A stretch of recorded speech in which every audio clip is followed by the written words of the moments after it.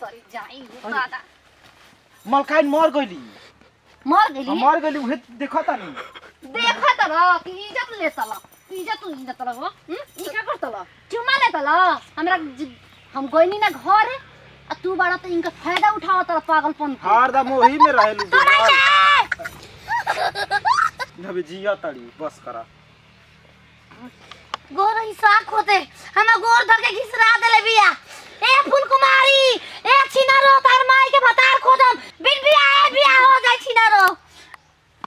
की हो रे हां काहे की बैठ खतिया ऊपर फेंक आय हम सोचने ले जाई जा उठाओ त हैं उठाओ ना हमके नो